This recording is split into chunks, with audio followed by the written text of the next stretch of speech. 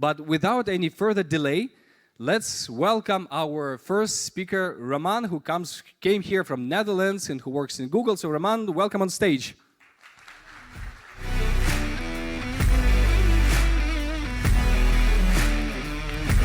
Sound? You guys hear me? Perfect. Well, I don't think I can beat Anton's energy, so I hope you had enough of your coffee in the morning, because this is going to be super helpful for you. Another thing that I hope is that you get your bulbs up. You know, I was asked to make a presentation that has a dark background, but being the first speaker, I thought I need to wake you up, so we'll go very light. This is, for some reason, not my slide, completely not my slide. In fact, it's so far from my slide. Now this is the slide. As Anton mentioned, I am Roman. Eu sunt din Chișinău, dar nu mai stau aici destul de mult timp. De aceea prezentarea o voi face în engleză, dar după asta sunt foarte bucuros să răspund la întrebări în orice limbă doriți. So, my name is Roman. I'm a senior product manager at Google. And what I do at Google is I work on a product that you might have heard about, which is called the Google Kubernetes Engine.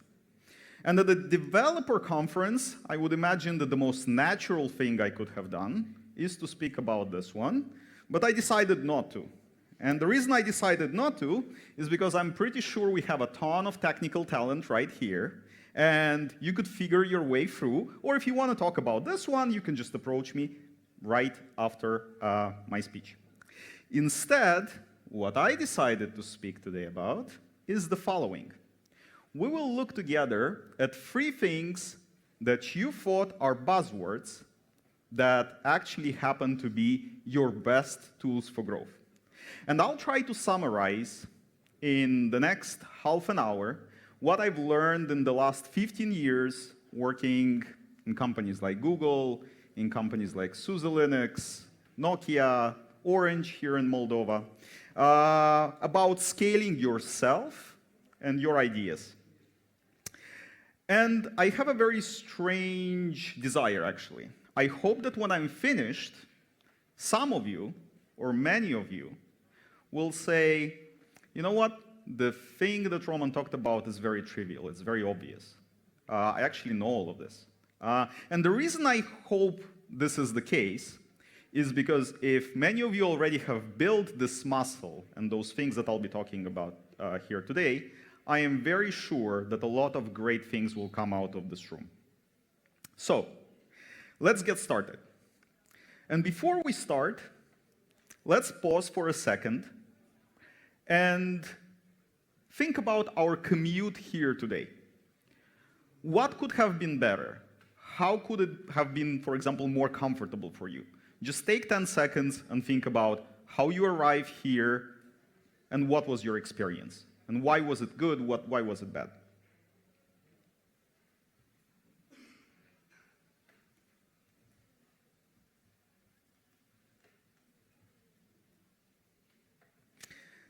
Now you might have an idea. In fact, everyone has an idea.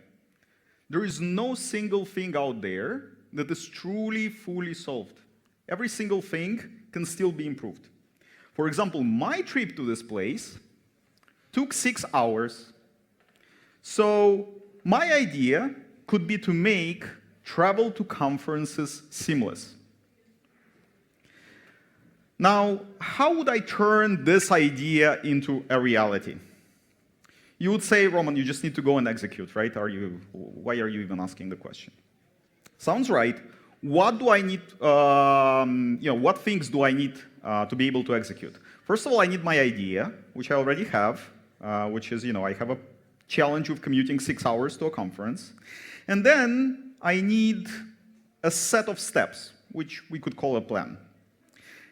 And as I execute through my idea with this set of plan, what will come along the way?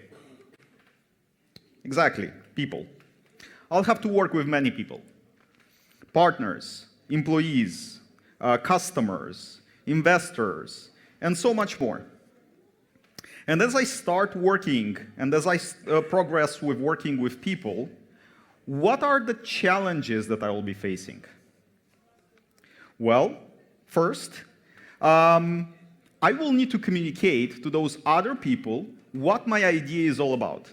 And the reason I want to communicate to those other people what my idea is all about is because I hope to convince those folks to see the way I see the future and hopefully come along on this journey with me.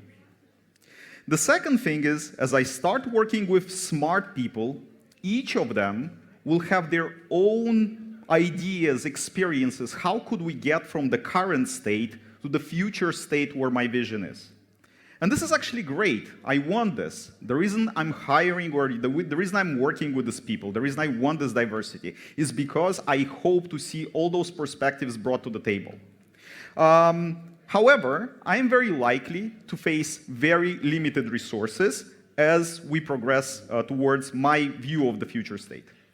And then, as we go along, I would also probably want to communicate at some point what do I believe is an acceptable way for us to reach the future point. For some, this might sound obvious, but truly internalizing those things and really building a muscle and doing this every day is a thing that you need to practice every single day out there. So, let's look at 3 things that you thought are buzzwords that happen to be your best tools for growth. First one is vision. Second one is strategy. And then the third one is values. We will start with the first one, which is vision. What is vision?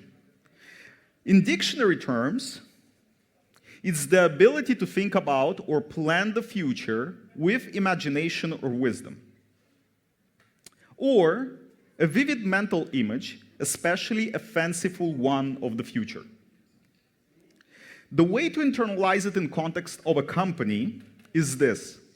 Vision is nothing else than your understanding of what is going to change. Vision is a very simple concept. People think that when you set up a vision for whatever you do or your company, it's just a random number of fancy words. Instead, this is actually a very effective tool for growth, and we'll see how it works in practice. A vision helps you communicate to other people what change you're trying to make, and the vision assumes that a problem exists. Because if a problem doesn't exist, you can just go and take whatever exists to solve your state of wherever you want to be, and just go and use this. Let's take an example. If my problem was, my challenge was, or my vision is to make travel to conferences instant, let's say this is my vision, then the problem I'm really trying to solve is very obvious. It takes me too long to get here, so I would like to change that in the future, not just for myself, but for everyone else in there as well. To make it a bit more tangible, let's look at some examples of visions of various brands and companies that you probably are very familiar with. First of all, let's look at this one. To accelerate the world's transition to sustainable energy. Whose vision do you think this is? Sorry? This is Tesla, right? How about this one? To be the best way to pay and be paid for everyone, everywhere. Everyone's very close. It's Visa, the credit card company. Something you probably have in your pocket, or many of you do. How about this one? To bring inspiration and innovation to every athlete in the world. Nike, precisely. Someone said the apparel company, and the sports apparel company. So why does it matter? It matters because each day, people come together to make a change to come closer to that vision of these companies. Every day they come in there and they're like, okay, if Nike's vision is to go and empower athletes. Having a clear vision helps people know what actions to take when they come every day to work. For example, let's look at IKEA or IKEA. And how it helps its employees, through their vision, make decisions. IKEA's vision is to create a better everyday life for many people. Let's look how they talk about it.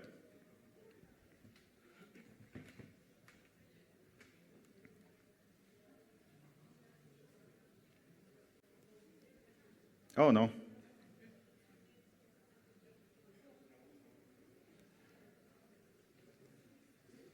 It doesn't play? Okay, I think the guys are going to start it for me, right?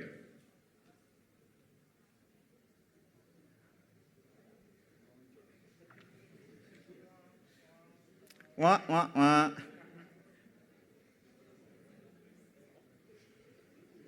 That's strange. Okay. This is why we usually say that we don't want the internet-dependent slides, because the internet at the IT conferences always have problems because it's Always IT, have you know, problems. yeah, because it was developed by developers.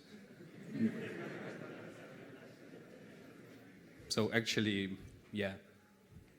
But we will wait. Maybe the Oh wind yeah, changes. here you go.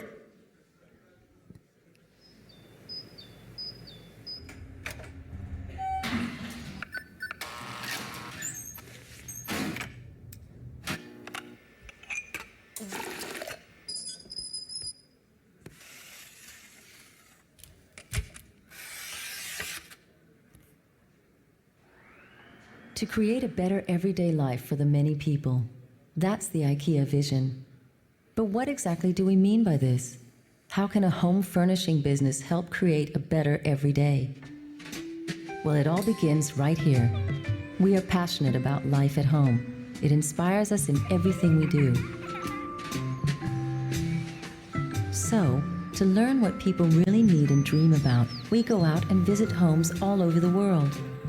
We talk with people, we measure things, we open closets and look in cabinets.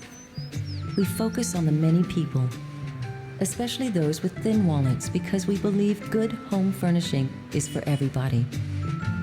All of these conversations give us valuable insights that we use as the starting point for developing our products and home furnishing solutions.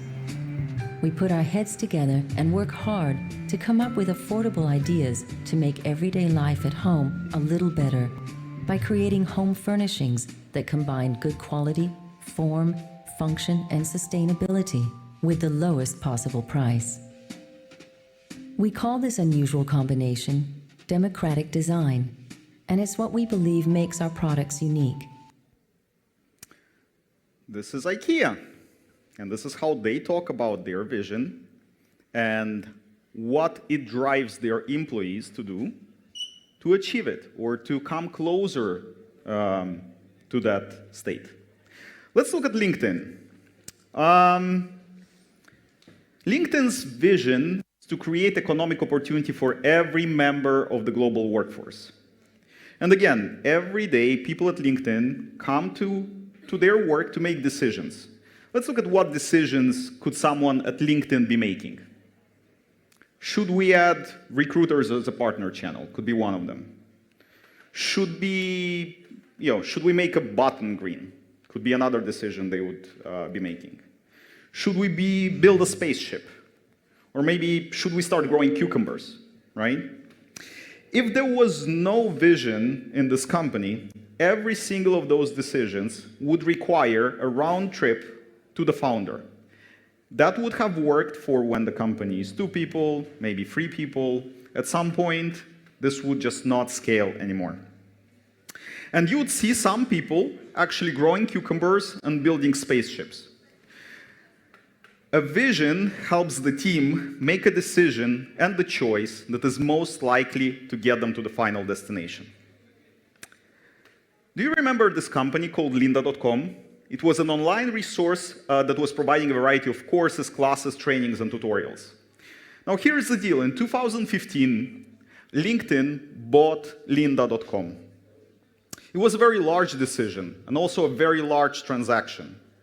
And if you think about what lynda.com was doing, which is an online resource provider, then you really understand how this acquisition falls really well in LinkedIn's vision, because it helped LinkedIn get even closer to their vision of creating an economic opportunity for every single person out there by being able to also give them courses, upskill them, educate them, and so on and so forth. So vision is not just for your daily decisions, it's also about where you invest, where you make large investments, how do you align with other companies, how do you align with other partners.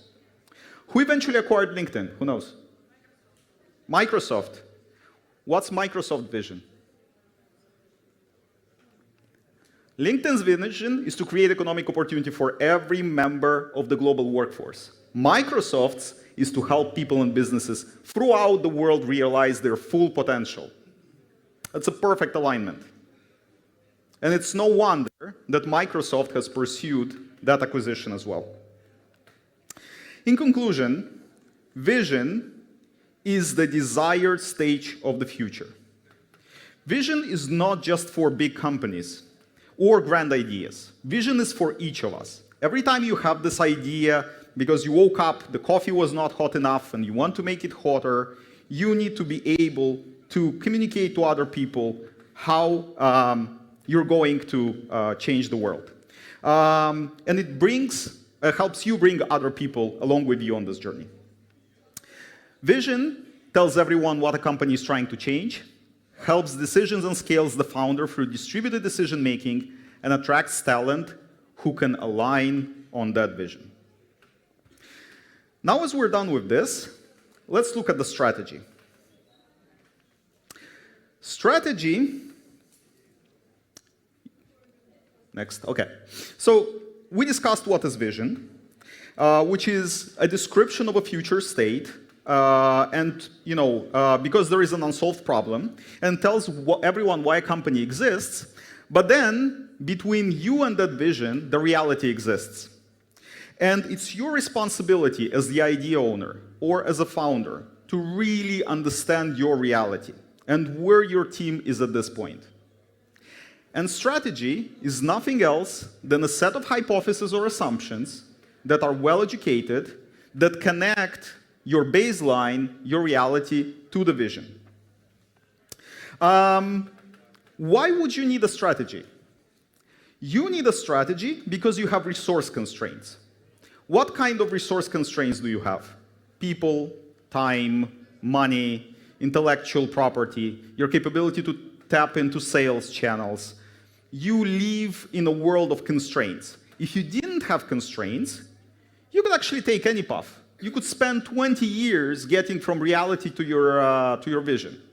For example, if LinkedIn didn't have a strategy, then they could have started building a rocket, they could have started growing cucumbers, but this would not have been the shortest path to achieve their vision and to change the world.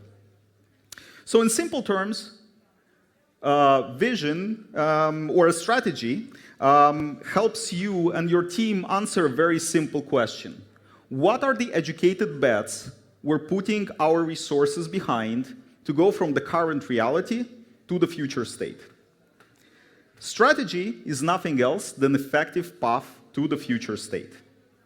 Interestingly enough, in contrast to popular belief, strategy is not fixed. The worst thing you could do for yourself is write your strategy once and never touch it. Why? Because if you think that strategy is your response to the current reality to achieve your future state, you need to understand that you live in a constantly changing reality. And it's your job to constantly reassess this reality and understand if your choices are still getting you where you want to arrive.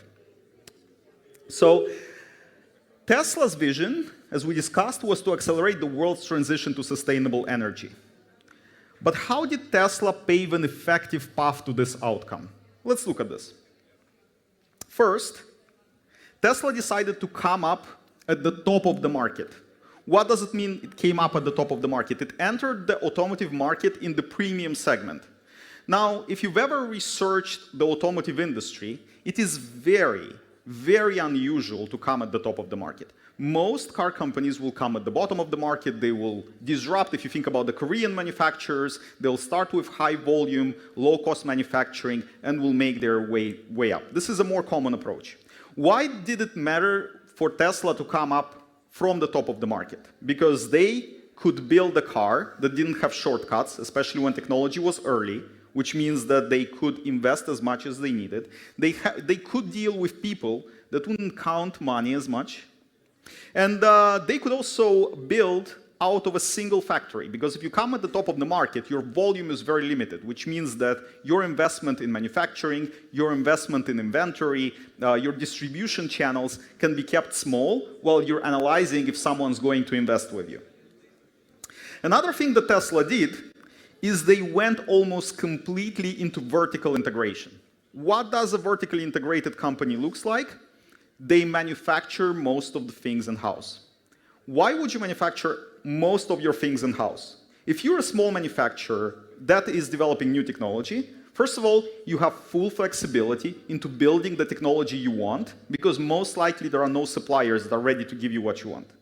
Second, you want to iterate fast time to market. And Tesla was the probably first, or I don't know, one of the few companies out there in the automotive industry that for very long times didn't have year models, like the 2023 model, 2024 model. Every day there could have been another type of a car or another tuned iteration of the car that would have come out of the factory floor.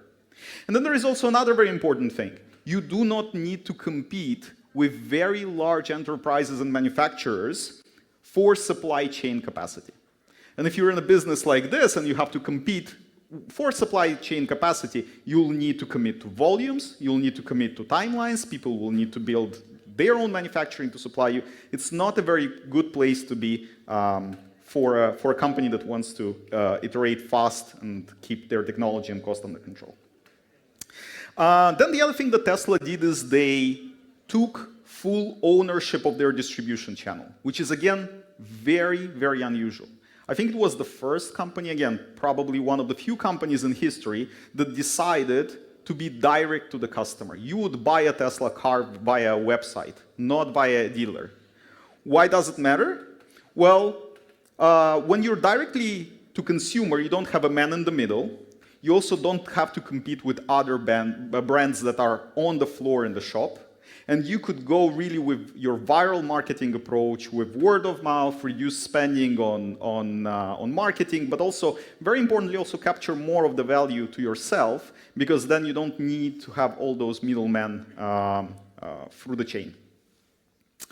And then another thing that they decided to do is remove a critical friction for early adopters by building the supercharger network, which, if you think about it, was a very necessary strategic choice to be able to scale this as a company, with a very good vision of how this can also become a profitable business in the future. So if you think about Tesla's effective path to the future state, they entered at the top of the market, they went for the full vertical integration or partial vertical integration, so they could control the supply chain. They went direct to consumer with sales, and they opted for an early adoption friction removal with their network of chargers. Now, I'm pretty sure there were other points, but just to make a point, what we're looking at here. Now let's look at an example of a strategy that aged really well. So if the video will work, which hopefully this time it will, we will see Steve Jobs, the founder of Apple, in 1997, at his return back to Apple, talking about their choices. When we got to the company a year ago, there were a lot of products.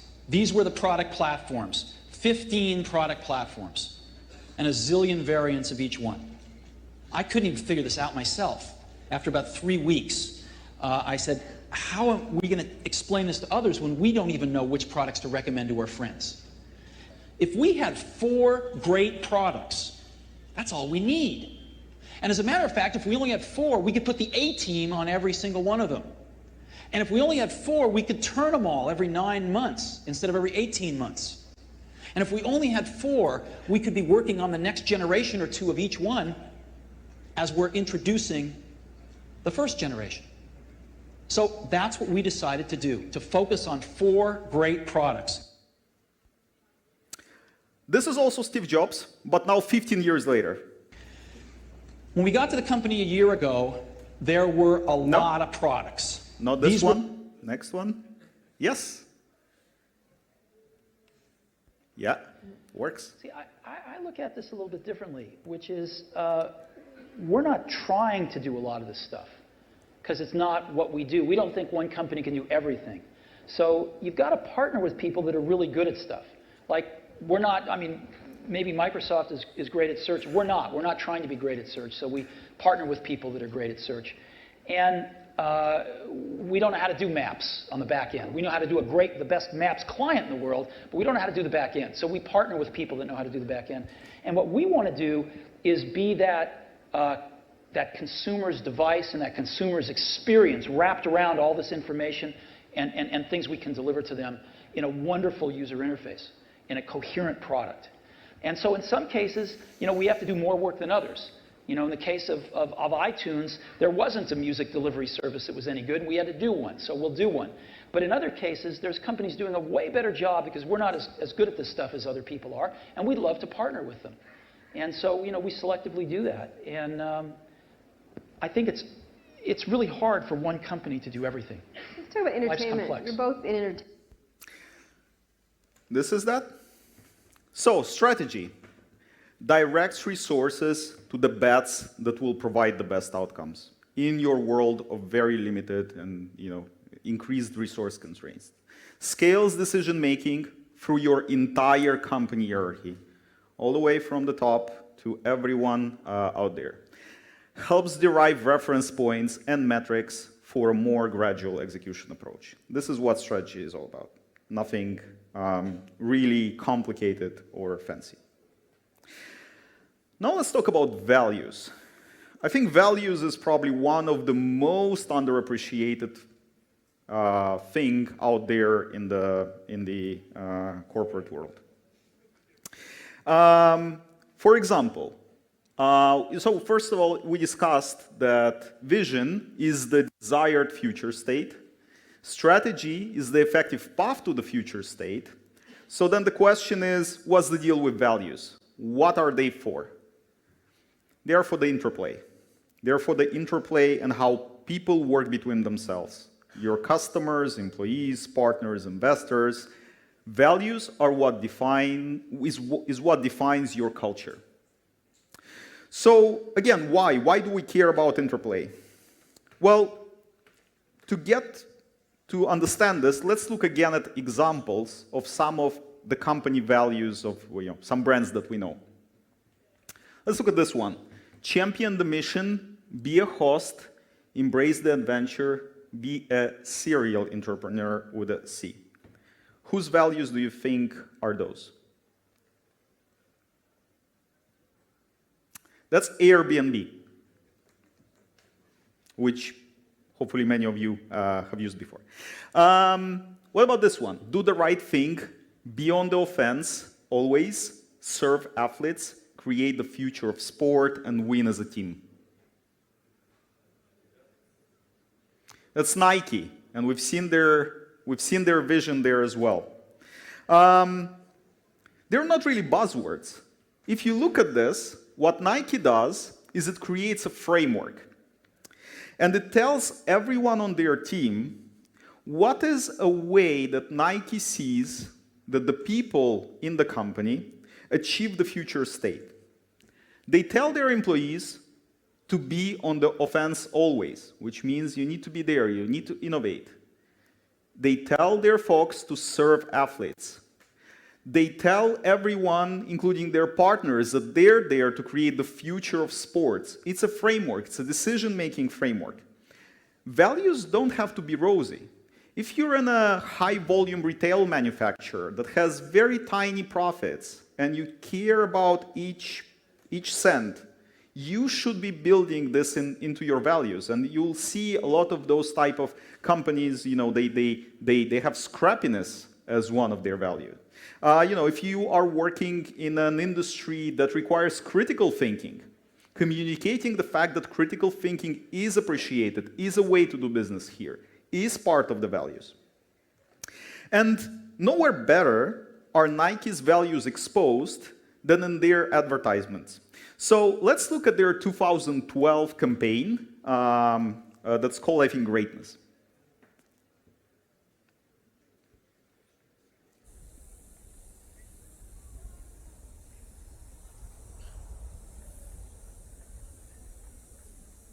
greatness, it's just something we made up. Somehow we've come to believe that greatness is a gift reserved for a chosen few,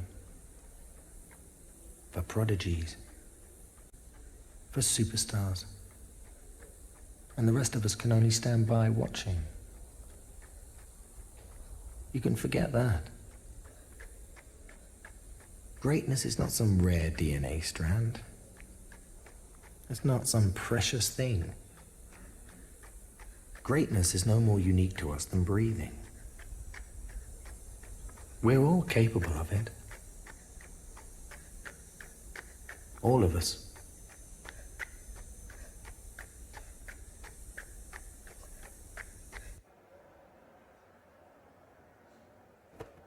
Some people are told they were born with greatness. Some people tell themselves.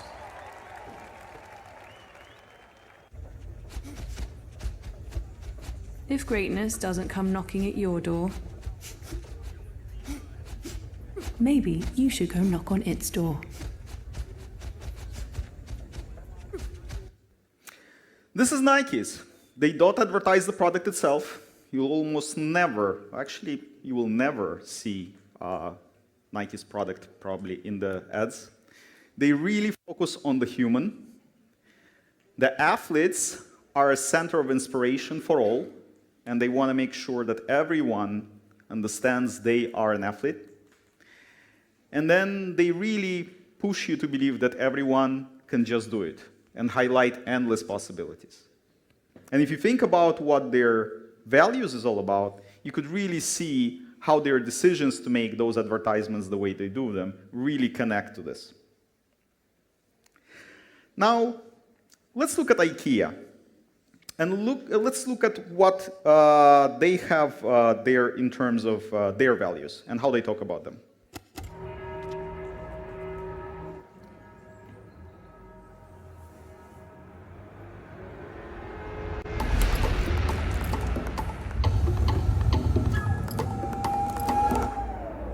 What if we could create a better everyday life for the many people? For the couples that turn into families, the children, the lovers, for the old ladies, the single ladies, the single mothers, and for those who need to start all over. What if we always side with the many by designing the price tag before anything else? What if furniture could be better for nature, better for people? What if we could make furniture out of waste? What if old glass could get new life?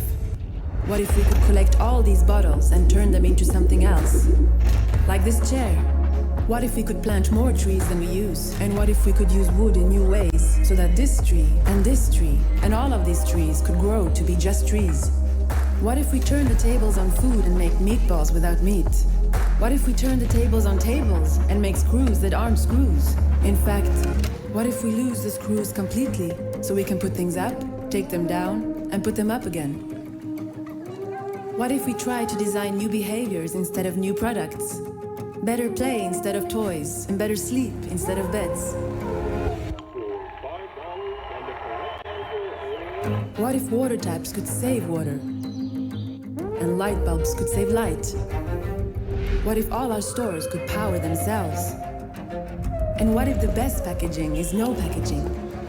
What if we could make furniture out of air? What if we tried twice and failed twice? And what if we try again? What if we celebrate our differences? Because without each and every person, we wouldn't be complete. What if we never settled for an answer? What if we always ask ourselves, what if?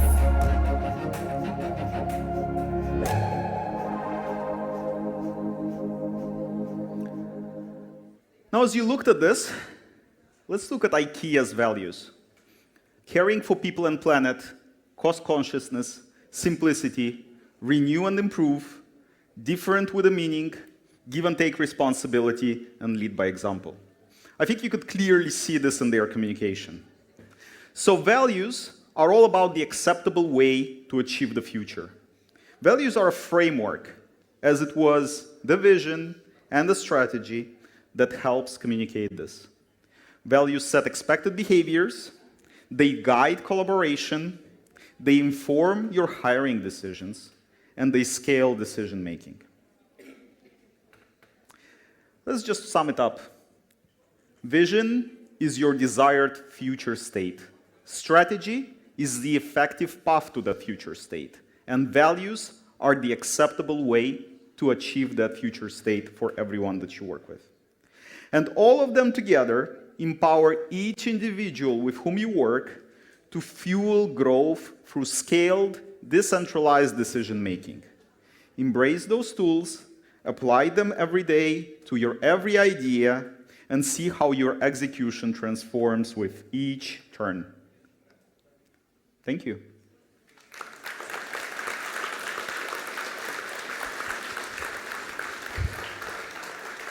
Roman, thank you very much.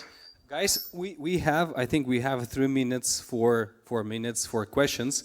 So those who want to ask your question, you have 2 options. Also for the online, those who are watching online, you have I will announce the Telegram channel where you can add a comment and we will ask that question on stage. But those who are here, if you have questions, please raise your hand and Raphael will approach you with a microphone and you can ask your question. So you're welcome. Don't be shy. I know it's difficult to be the first one, even at the conference. Please. Yeah, we have the first one.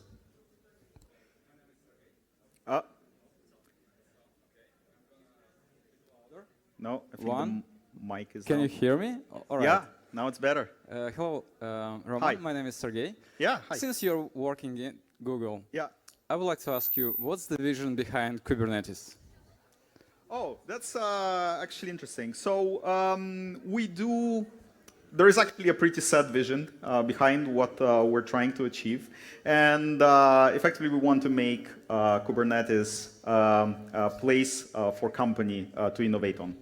This is our current vision for the product, to be the place of innovation for every company.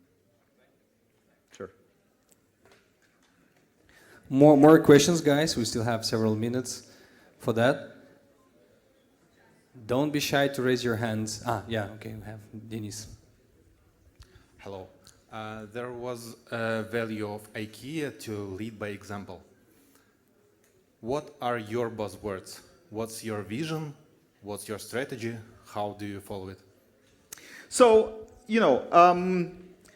the thing with vision, strategy, and so on and so forth is the fact that it often exists on multiple levels and multiple layers, right? There is obviously the overall Google mission and strategy, and we want to organize the world's information, make it universally accessible. This is all a well-known thing. At even specific domain level, for example, in my case, I do cover for example, one of the spaces that I'm covering is GKE cost optimization. And the vision for that part of what I'm doing is to make Google Kubernetes Engine the de facto place to run cost-effective workloads. That's what I'm after. I want to make GKE the place to run cost-effective workloads.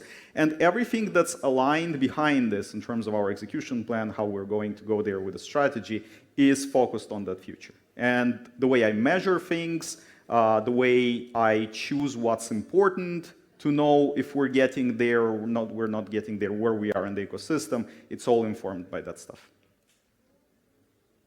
Thank you. I think this is all for questions, so let's applause, clap your hands. Thank you so much.